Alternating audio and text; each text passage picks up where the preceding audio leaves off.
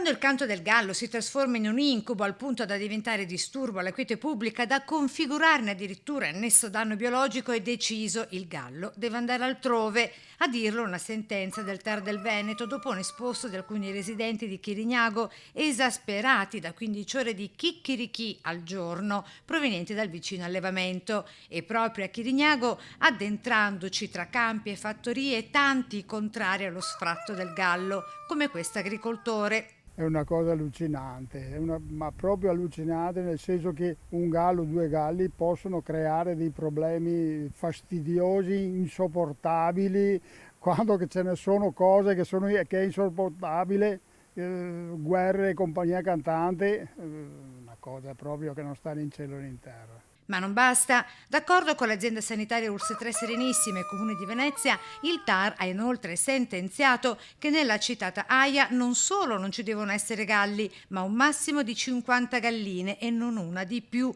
per questioni igienico-sanitarie e per il benessere degli animali stessi. Accade quando la natura mangia smog, viene annerita da chi non ne capisce la sua bellezza incontaminata, commenta sempre Rolando, dalla sua fattoria tra mucche, puledri e rondinotti che svolazzano felici sopra la sua aia di sole galline. Secondo me sono altri che hanno bisogno proprio di qualche cura psicologica.